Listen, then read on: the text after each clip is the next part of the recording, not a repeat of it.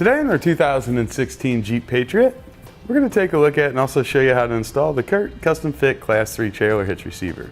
This offers a 2" by 2" opening. Its part number is C13081. Now here's what our hitch is going to look like installed in the vehicle. As you can see, it's a nice clean look. The majority of the cross tube is going to be behind the rear fascia. Just going to have the receiver tube opening that comes out here. You'll see around the end of that we've got a flush reinforcement collar. Gives it a nice clean look. Then our safety chain connection points down here. These are made out of a rolled steel stock material. Plenty of an opening there for you to connect whatever type of change that you might need to. You'll see our 5/8 diameter hitch pin hole there. It's going to give us plenty of room on each side for whatever Class 3 accessory we might choose to hold our items in place.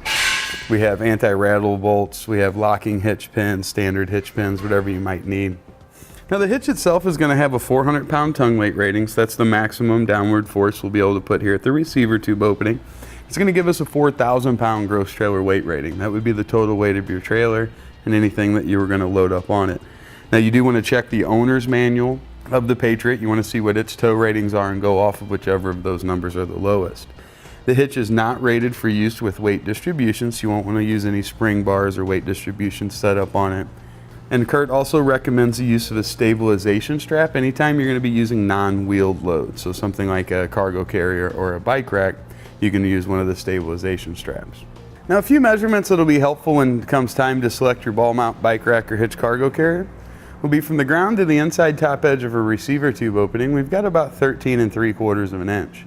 Then from the center of our hitch pin hole to the outermost edge of our bumper, it's about 6. Now to begin our installation, we're going to need to remove the 4 push pin fasteners that go across the rear of the vehicle. There should be a little gap in there that'll allow you to get either a screwdriver or a trim panel tool in there. Kind of get it started. You just want to work the center portion out and then the larger portion. Next step is going to be lowering our exhaust down. We've got a couple of hangers there we're going to remove. We've got one located here just above the tailpipe. We'll spray these down with a little bit of spray lubricant. That'll help us get them off. And then if we come directly kind of caddy corner to that, here to the back side, we've got a second one. Now to remove these, typically what you're going to need is a pry bar, maybe a big screwdriver. Just want to get on the back side there and kind of pry outward.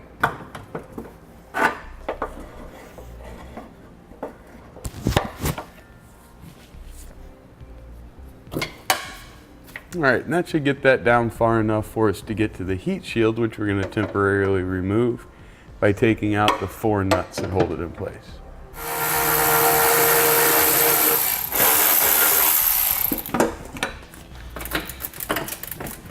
Now we'll just pull down on that.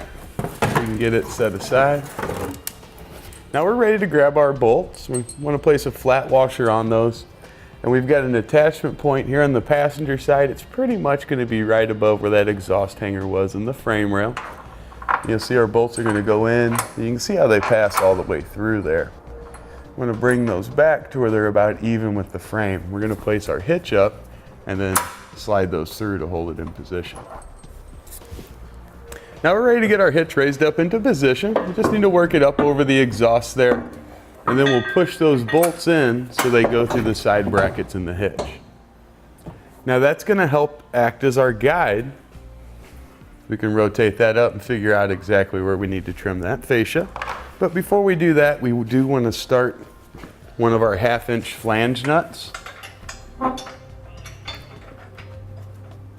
we're going to use those to prevent our bolts from coming out or our hitch from falling off.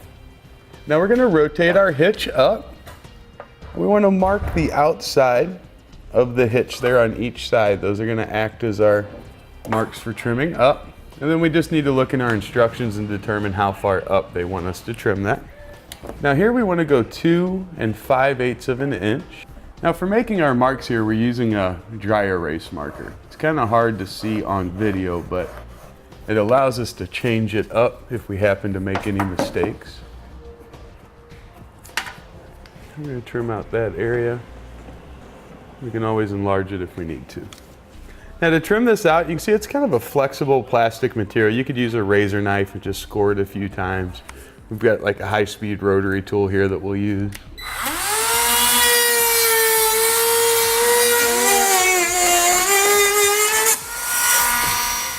Now we can clean that edge up a little bit. To check and make sure that we have trimmed out enough, just want to take another one of our bolts.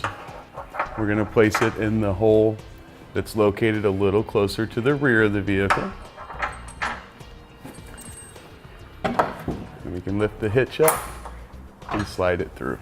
As long as it goes through the hole in the hitch's side plate, we're in good shape there. Do the same thing on the other side. All right, now we're going to use our 19mm wrench and socket. We're going to start tightening down our hardware. Now once we have those snug down, we'll want to go through with our torque wrench and get all of our fasteners torqued down to the appropriate specifications, which will be listed in the instructions. Now we'll get our heat shield slid back up there into position. We're just going to align it with the bolts we removed it from.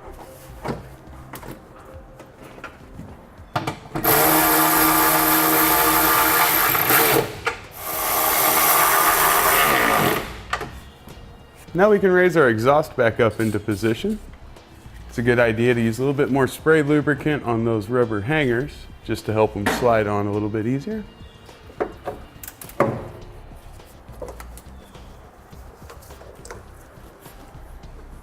We'll get our push pins put back in the fascia here. All 4 of them will go back in and we'll have it set. Now with our exhaust raised back into position, that's going to complete the installation of the CURT Custom Fit Class 3 Trailer Hitch Receiver. Part number C13081 on our 2016 Jeep. Click the link below to shop, learn more, or visit us at etrailer.com.